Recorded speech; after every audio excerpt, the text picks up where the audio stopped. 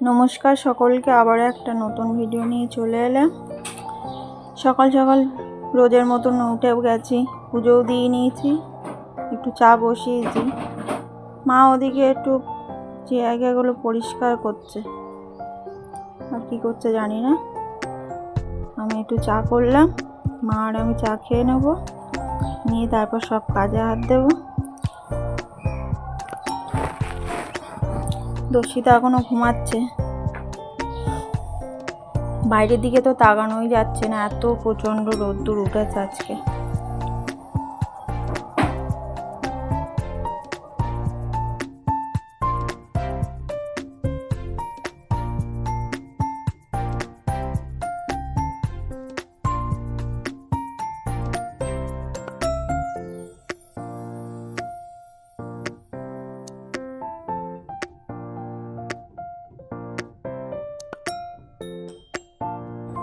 যাই হোক, চা তো খেয়ে নিয়েছি, দস্যিও ঘুম থেকে উঠে গেছে। আর টেবিলটার আজকে কভারটা চেঞ্জ করলাম, করে একটা কাপড় পেতে দিয়েছি, দিয়ে পরিষ্কার করলাম।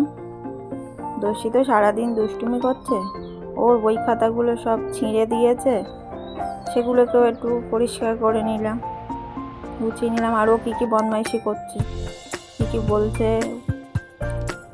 সবগুলোকে নিয়ে দৌড়াচ্ছে। প্রচণ্ড গরম, পাখাও চলছে, তাও ঘামছি। গরমেতে আমি একটু হাত পাকা দিয়ে হাওয়াও খেয়ে নিলাম।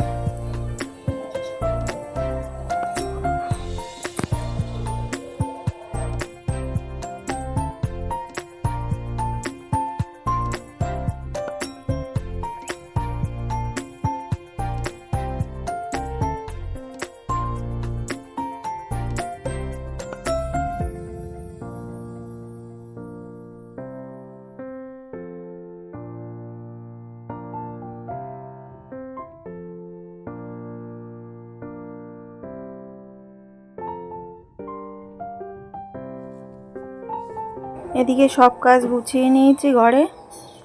এবার রান্নাঘরে গেলাম, রান্না করতে দেখছি দস্যি সব জল নিয়ে খেলা করছে, পাতিয়ে রেখেছে। ও খেলা করতেই থাকুক। রান্নাঘরে যাব কিনা ভাবছি, রান্নাঘরের মধ্যে যা রোদ্দুর পড়েছে, মনে হচ্ছে সবাই পাগল হয়ে যাবে। এবার মা তো ওখানেই দাঁড়িয়ে আছে, কি যে করছে ভগবানই জানছে।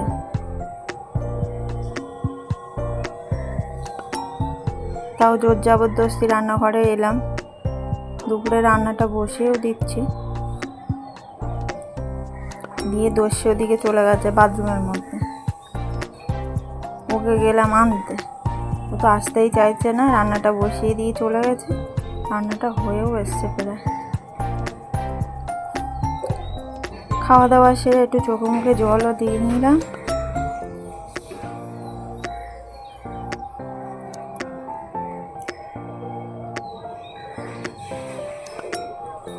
দেখো, আবার হঠাৎ করে রোদের মধ্যেই মেঘ করে এসে ঝড় উঠে গেল।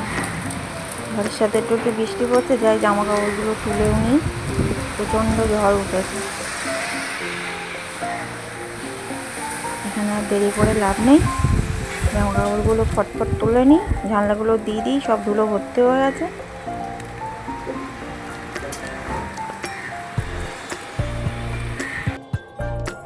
আজকে একটু স্বস্তি হবে হয়তো, যা মেঘ করে এসছে, বৃষ্টি যদি জোরে হচ্ছে তো সবারই ভালো।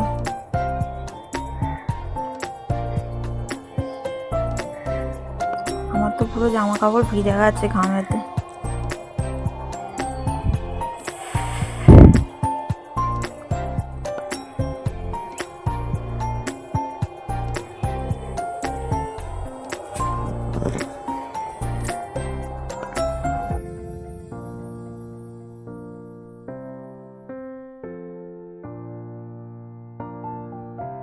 ওগুলো তাড়াতাড়ি করে তুলে নিই, মা মেলে দেবে পরে দড়িতে।